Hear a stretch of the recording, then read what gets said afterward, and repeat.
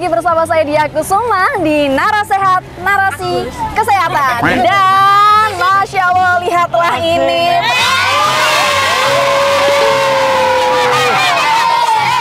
Udah. Oke, stop dulu ya. Oke, jadi ini udah kayak program anak-anak banget nih ya. Buset, semakin rame. Tapi nggak apa-apa, hari ini kita bakal asik-asik tanya-tanya Pak ya. Suara ular. Aduh, udah kayak ngajar nih. Jadi Pak, hari ini kita masih membahas mengenai pengendalian vektor. Bapak tahu vektor itu apa? Belum tahu. Belum tahu. Jadi vektor itu serangga ya, serangga yang menularkan penyakit dari sumber penyakit. Contohnya misalkan nih, ada hewan yang nyegrok di sampah, kemudian nyegrok lagi ke makanan yang kita akan makan. Nah, itu disebut dengan vektor. Berarti vektor apa Pak contohnya? Nyamuk gitu ya, lalat gitu ya. Ada lagi? Apa itu semacam cecak Bu? Oke. Barangkali itu kan ya, nyamuk, lalat, ya cecak. Ya. Ada yang tahu apa lagi hewannya? Bulu. Oh, ular ya. Betul, salah. Jadi hewan yang menyebabkan infeksi menular adalah nyamuk, lalat. Satu lagi, tikus. Betul sekali. Jadi hewan itu bisa menyebabkan penyakit menular, bisa melalui air Pak ya, bisa melalui makanan. Nah, kalau untuk penyakit infeksi yang disebabkan oleh nyamuk biasanya apa Pak yang Bapak ketahui? Ya malaria. Malaria, nice. Malaria itu termasuk DB itu ya? Beda. DB. Oke, DB. Ya lainnya kurang begitu ya. Cikungunya Bu. Betul sekali. Oke, jadi cikungunya, ya. ada tadi demam berdarah, DB, ya. cikungunya, malaria. Oke. Nah, hari ini Pak, kita menghadirkan narasumber spesial yang tentunya akan memberikan tips mengendalikan vektor agar tidak menyebarkan virus ataupun infeksi penyakit. Bapaknya pengen tahu? Ya pengen tahu dong. Pengen tahu? Oke, kita hadap ke kamera dalam. Vektor itu singkatan apa itu vektor itu? Vektor itu jadi bukan singkatan Pak. Bukan singkatan. Vektor itu serangga, serangga yang menyebabkan penyakit dan menular, biasanya menyalurkan dari sumbernya gitu ke tubuh manusia ataupun host gitu. Nah, teman-teman pengen tahu? Oke, kita hadap ke kamera bareng-bareng bilang kasih tahu dong. 1, 2, 3. Kasih tahu dong.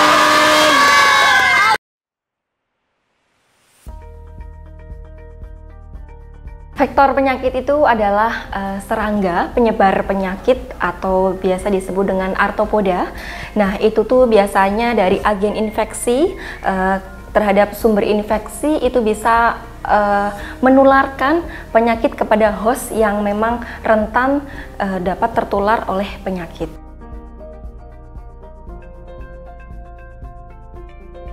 Untuk agen itu merupakan sumber infeksi yang bisa menginfeksi terhadap seseorang ataupun makhluk hidup. Nah, untuk hostnya itu adalah tempat perkembangbiakan organisme penyebab penyakit gitu.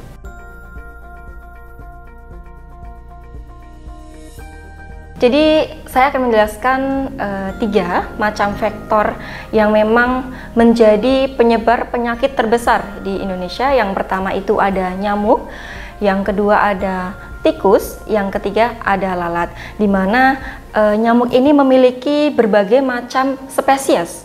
Di antaranya ada Aedes aegypti, kemudian ada spesies Culex, kemudian ada spesies Monosonia dan lain sebagainya. Nah, untuk tikus sendiri ini juga ada berbagai macam tikus. Ada tikus rumah, kemudian ada tikus yang memang ada di pertanian seperti itu. Nah, tikus yang memang menjadi penyebab penyebaran penyakit terbesar itu ada di tikus rumah. Nah, tikus rumah ini ataupun biasa disebut dengan rodensia itu memiliki berbagai macam vektor di dalam tubuhnya. Misalnya ada tungau, kutu, kemudian ada pinjal, dan juga ada caplek. Ini berada di dalam tubuh si tikus tersebut. Adapun di kulit maupun di bulu-bulu yang bisa menyebabkan penyebaran penyakit terhadap host yang memang rentan terhadap penyakit tersebut. Kemudian ada lalat, yang ketiga ada lalat. Untuk lalat ini juga ada lalat rumah, kemudian ada lalat buah, dan berbagai macam lalat yang bisa menyebabkan penyakit ya. Nah, lalat ini penyebaran penyakitnya melalui apa? Melalui bulu-bulu maupun melalui kaki-kaki kecilnya yang memang kontak dengan sumber penyakit gitu.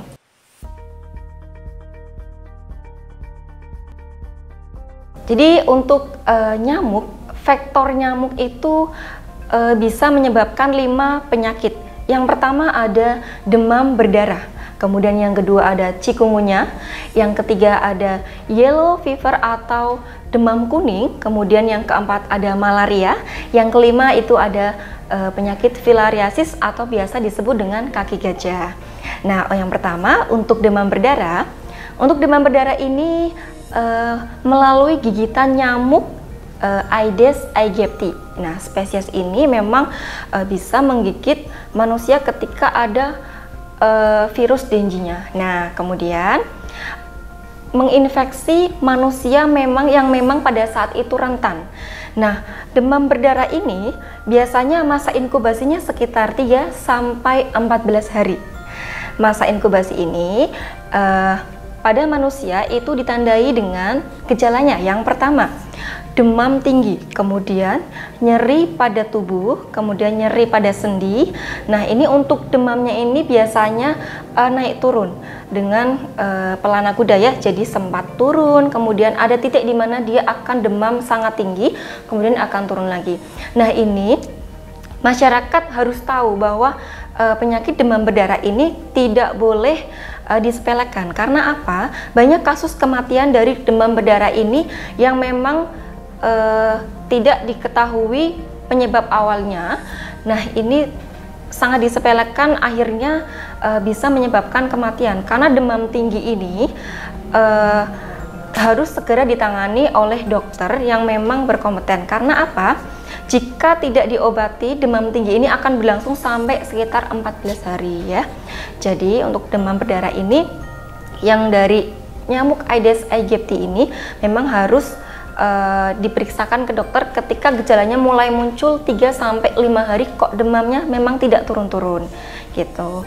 Nah, kemudian yang kedua ada penyakit chikungunya. Nah, ini penyakit chikungunya ini hampir sama dengan penyakit demam berdarah. Untuk gejalanya yang pertama memang demam tinggi hingga lebih dari 40 derajat Celcius. Kemudian nyeri sendi, nyeri pada persendian seluruh tubuh, rasanya sakit semua. Kemudian ditandai lagi dengan bintik-bintik pada tubuhnya. Nah, kalau sudah mulai keluar seperti itu harus diwaspadai kalau ini bisa disebabkan oleh gigitan nyamuk. Nyamuk yang menyebabkan penyakit chikungunya yaitu ada nyamuk Culex, spesies Culex, spesies dari spesies Culex sama spesies Anopheles gitu ya. Dan spesies Aedes aegypti juga bisa itu. Nah, kemudian harus diwaspadai juga untuk chikungunya ini masa inkubasinya sekitar 3 sampai 14 hari juga ya. Jadi masa inkubasi ini berlangsungnya respon tubuh terhadap penyakit tersebut. Jadi tidak boleh disepelekan juga, harus dilakukan pengobatan jika memang demam itu semakin tinggi itu. Kemudian yang ketiga ada penyakit demam kuning atau yellow fever. Yellow fever ini hampir sama dengan demam berdarah, diakibatkan oleh Aedes aegypti. Nah, ini melalui gigitan juga.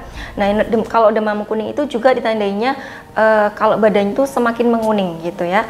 Tetap ada demamnya itu, kemudian badannya agak semakin menguning. Yang keempat ada penyakit malaria. Nah, penyakit malaria ini disebabkan oleh gigitan nyamuk Anopheles. Nyamuk Anopheles ini menggigit manusia yang rentan. Kemudian untuk gejalanya sama, ditandai dengan demam dulu ya.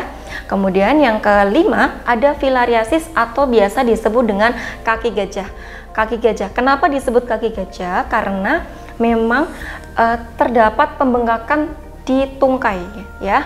Jadi ditandainya seperti itu. Itu karena adanya parasit filaria yang berada di tubuh nyamuk, kemudian nyamuknya menggigit manusia. Nah, itu ditularkannya seperti itu. Untuk kaki gajah ini memang tidak terlalu sering terjadi, tapi memang ada karena ditandainya dengan adanya pembengkakan di tungkai atau kaki. Itu besar sekali, makanya disebut sebagai kaki gajah.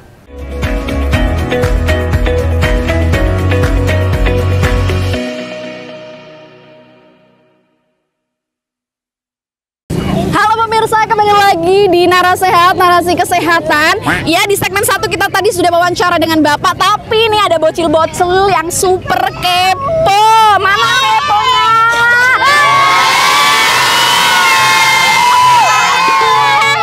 Stop. Nah, nanti digeser dulu ya sayangku ya. Nanti kameranya isinya muka kamu doang.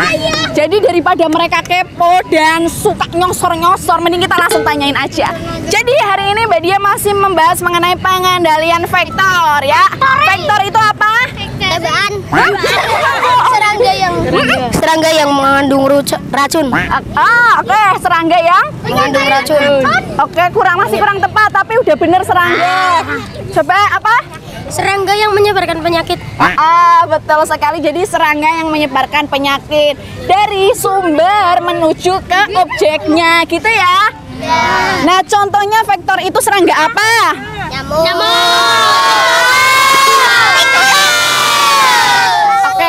Tadi udah dengar ya, jadi udah tahu ya. Nah, kalau untuk mengendalikan tikus biar tidak nyokot kamu gimana? Dipasang lem tikus. Dipasang lem tikus. Ada lagi? Jebakan tikus. Jebakan tikus punya di rumah? Oke. Terus kalau untuk biar rumahmu nggak dirubung laler, Mengurangi sampah di sekitar rumah. Oke, nice. Ada lagi? Apa? Membersihkan lingkungan rumah. Ulang. Membersihkan lingkungan rumah. Oke. Kalau untuk nyamuk, gimana cara mengatasinya? Membersihkan genangan air. Oke, kalau di rumah ada Dikasih racun nyamuk. dikasih racun nyamuk kayak apa? Obat nyamuknya nyamuk orang keracunan payu otot. Dikasih obat nyamuk. Oh ya, oke, dikasih obat nyamuk. Tapi teman-teman tahu nggak sih penyakit yang ditularkan oleh vektor itu apa aja? Pengen tahu nggak? Oke, jadi hari ini Batik TV ya, khususnya di Narasehat itu menghadirkan narasumber yang tentunya akan memberikan info mengenai penyakit apa saja yang disebabkan oleh vektor tersebut. Kita hadap ke kamera bareng-bareng, bilang kasih tahu dong ya. 1, 2, 3. Kasih tahu dong.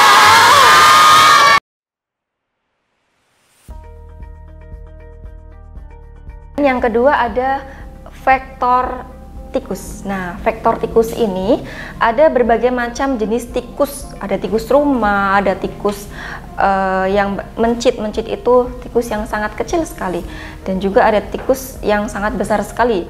Nah, kemudian tikus ini bisa menyebabkan penyakit. Yang pertama ada leptospira, kemudian ada hantavirus dan red hat virus juga, yang mana ini penularannya melalui urinnya dari tikus tersebut, kemudian kotoran dari tikus tersebut, kemudian dari gigitan tikus atau air liur. Nah, bagaimana cara menandainya? Menandai adanya populasi tikus itu bisa dengan mencium bau urin yang ada di sekitar rumah kita ya. Kemudian ada kotoran yang tertinggal oleh tikus tersebut.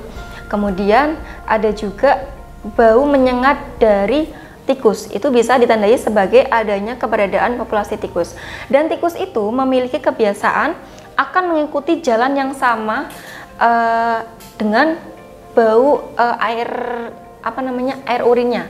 Jadi dia akan melalui jalan yang sama setiap harinya. Makanya kenapa di rumah kita itu banyak sekali kotoran tikus di tempat-tempat tertentu, karena tikus itu akan melalui jalan yang sama.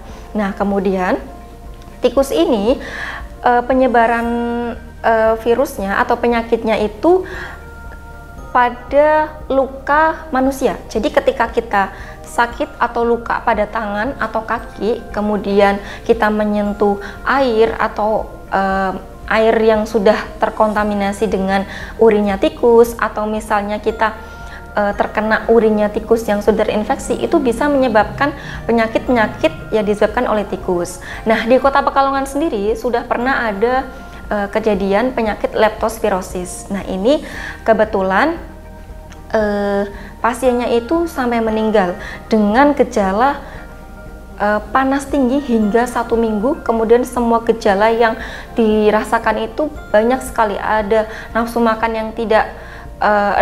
yang berkurang, kemudian badan menguning, kemudian persendian sakit semua, kemudian kelopak atau matanya itu sampai menghitam gitu. Dan itu harus segera ditangani oleh dokter. Kenapa sampai ketahuan itu penyakit leptospirosis? Karena dari hasil labnya. Tindakan yang dilakukan apa? Tindakan yang dilakukan, kita melakukan surveillance ke rumah pasien, kemudian kita mengecek apakah di rumah tersebut ada tanda-tanda keberadaan tikus. Nah, ketika dinyatakan memang ada tanda-tanda keberadaan tikus, nah kemudian kita memasang sekitar 100 trap, ataupun yang sekitar 100 trap, berarti sekitar 50 rumah di sekitar pasien untuk menangkap tikus-tikus yang memang berpotensi menularkan penyakit leptospirosis. Nah, waktu itu kita menangkap sekitar 25 tikus. Nah, ada salah satu tikus yang memang ukurannya sangat besar sekali, hampir 1 kilogram. Bisa dibayangkan sangat besar sekali. Waktu kita belah dan kita lakukan pemeriksaan, itu tikusnya memang mengandung virus leptospirosis ya. Nah, itu berawal dari adanya genangan yang ada di rumah kita ketika talang air kita bocor. Ketika talang air kita bocor, kita menyediakan ember, kemudian selama berhari-hari air dalam ember itu tidak dibuang, dan ternyata ember itu sudah terkontaminasi air atau urin dari tikus yang sudah terinfeksi virus leptospira. Kemudian di suatu harinya pemilik rumah membuang air yang ada di ember tersebut, padahal kakinya sedang luka. Nah, kaki yang luka itu bisa terkena air yang sudah terkontaminasi urin dari tikus yang terinfeksi virus, itu bisa menyebabkan penularan virus leptospirosis. Sangat sederhana, tapi memang harus kita jaga kebersihan dan juga keamanan rumah kita. Jadi buat yang rumahnya masih banyak tikus, silakan bisa dilakukan pencegahan dan pengendalian.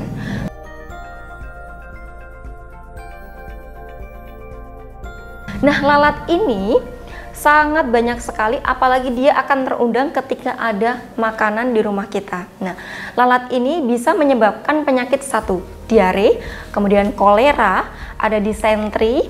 Nah, itu penyakit-penyakit yang memang disebabkan oleh bakteri. Bakterinya dari mana? Bakterinya dibawa oleh lalat tersebut, kemudian masuk ke dalam makanan yang bisa menularkan kepada manusia. Gejalanya apa? Gejala penyakit diare, disentri, kolera itu hampir sama, yaitu ditandainya dengan pertama mual, seperti mau muntah-muntah, kemudian diare ya. Diare, dikatakan diare itu lebih dari 3 kali dalam 1 hari untuk BAB-nya, dan teksturnya itu cair, itu ditandainya seperti itu kalau misalkan dia BAB.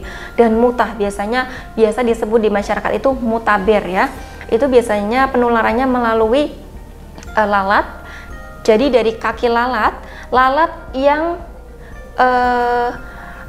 hinggap di kotoran, kemudian lalat itu hinggap lagi di makanan yang terbuka, makanan atau minuman itu diminum atau dimakan oleh manusia. Nah, itu bisa menjadi penularan penyakit yang diakibatkan oleh lalat.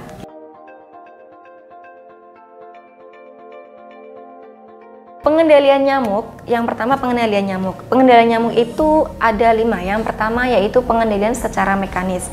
Pengendalian secara mekanis ini bisa dilakukan dengan menghilangkan sarang nyamuknya, kemudian menguras kontainer, menguras tambak kayak gitu, dan kemudian membersihkan lingkungan ya.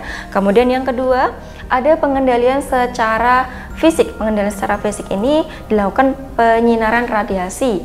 Yang ketiga, ada pengendalian secara hayati. Ini dilakukan dengan patogen alami ya.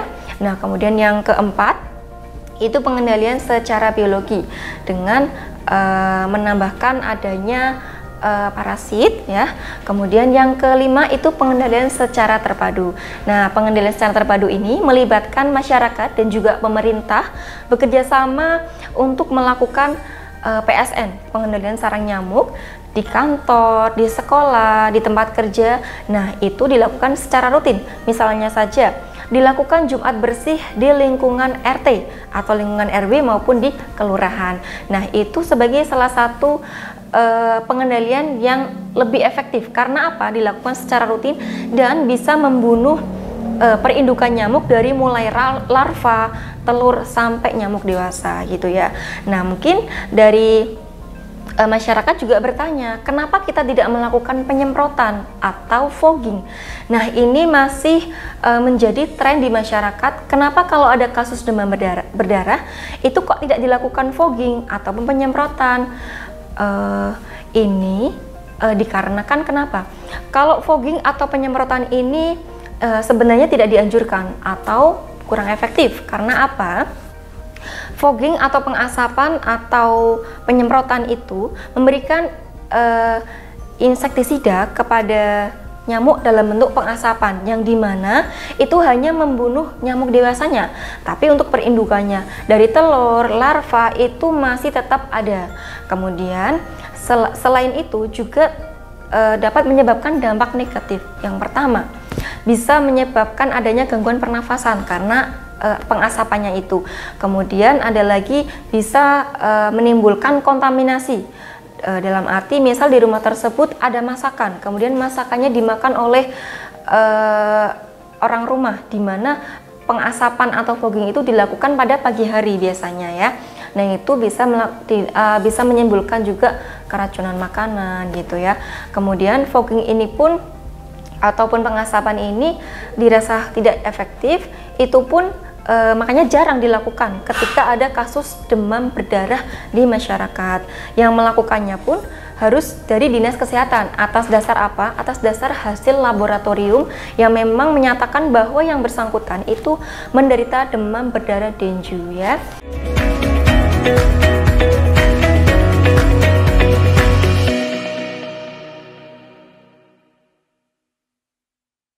Pemirsa, kembali lagi di Dara Sehat, narasi kesehatan masih di Jetayu, khususnya di lapangan, dan kita masih bersama dengan tadi bocilnya, sekarang ibu gurunya. Ya, assalamualaikum ibu. Waalaikumsalam warahmatullahi wabarakatuh. Ini di sini masih apa ini bu? Masih kunjungan ke Museum Ke Batik. museum Ya. dari SD MI, Oh, MI Salafiyah Kuripan Lor, Pekalongan. Ya, oke. Jadi masih Pekalongan bu ya. Iya. Oke, ini kita tanya-tanya ke bu gurunya nih, ibu. Kita hari ini masih membahas mengenai pengendalian vektor. Pengendalian vektor itu apa sih bu kalau boleh tahu? Pengendalian vektor dalam hal apa, Mbak? Jadi vektor itu serangga yang menularkan penyakit. Nah, pengertian daripada pengendalian vektor itu apa sih? Mengendalikan berbagai macam penyakit dari serangga-serangga, misalkan dari sampah gitu ya, sampah yang menyebabkan nyamuk demam berdarah.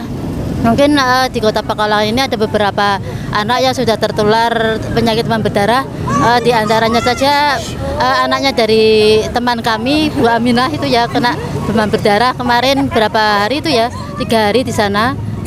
Itu salah satunya ya di antara banyak kejadian-kejadian melalui nyamuk, mungkin saja dengan apa namanya itu hewan serangga itu terus lalat gitu ya, bisa jadi menyebabkan makanan itu tercemar oleh bakteri-bakteri atau virus dan lain sebagainya. Oke, jadi dari lalat nyegrok di makanan yang kita makan dan kita makan itu bisa menyebabkan penyakit iya, gitu penyakit, ya, diare dan lain sebagainya gitu. Oke, jadi ini Bu Guru ya, jadi memang sudah bener banget, valid banget.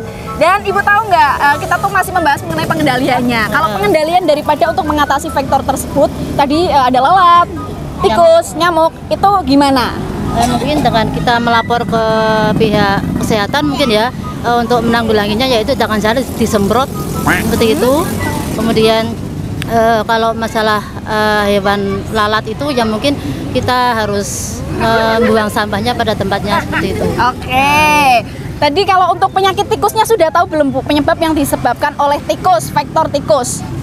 Apa namanya? Belum tahu ya? Belum tahu. ya. Oke, jadi hari ini kita sudah mengundang narasumber ya Ibu ya, untuk membahas penyakit apa saja yang disebabkan oleh tikus, lalat gitu. Tadi lalat udah tahu, nyamuk udah tahu. Nah, sekarang tikus belum tahu ya Bu ya? Belum. Pengen tahu?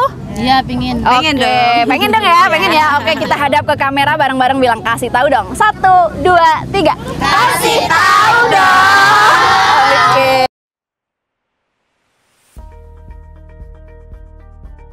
Kemudian untuk pengendalian tikus itu bisa dilakukan dengan mengurangi adanya timbulan sampah di rumah yang bisa menyebabkan datangnya tikus untuk mencari makan.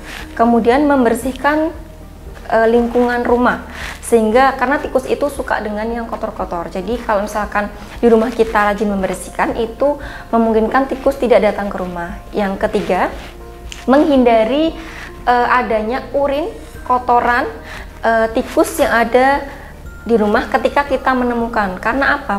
Biasanya kotoran tikus ataupun urin tikus itu akan tercium oleh manusia. Nah, itu jangan sampai ketika kita ada luka ataupun ketika kita lagi sakit gitu, jangan sampai mendekat, karena itu bisa juga terhirup ataupun terkena luka kita, bisa menyebabkan sakit atau penyakit yang memang ditimbulkan oleh tikus tersebut.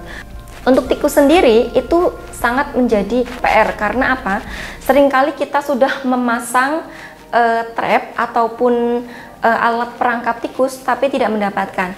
Coba ketika kita mau memasang trap, alat perangkap tikus, alat perangkapnya dicuci dulu ya, dibersihkan dulu. Karena apa? Untuk mencegah bau-bau dari tikus itu masih tertinggal. Karena tikus tahu, tikus lebih pintar dari kita. Tikus tahu kalau misalkan trap itu adalah bekas temennya yang terkena perangkap gitu ya. Nah, kemudian makanan yang menjadi umpan disarankan adalah makanan yang memang sering dikonsumsi di rumah.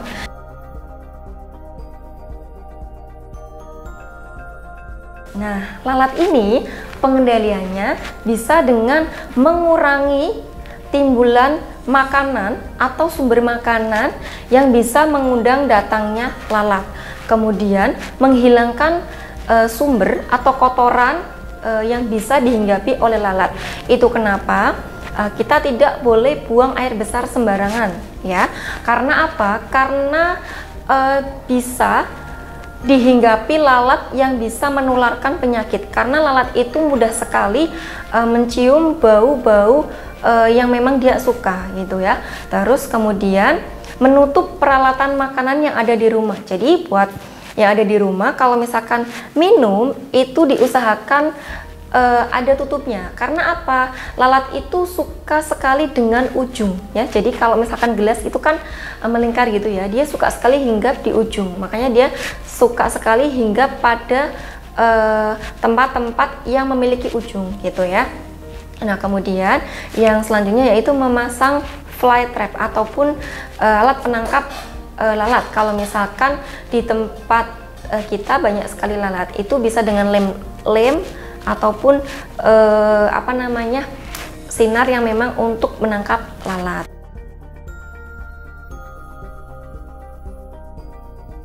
Buat masyarakat Kota Pekalongan yang memang sedang menderita atau sakit yang sudah saya sebutkan tadi, jangan lengah dan juga jangan menyepelekan penyakit-penyakit yang diakibatkan oleh vektor, karena ini akan menyebabkan kematian jika memang kita lalai dan tidak memberikan pengobatan secara tepat dan cepat.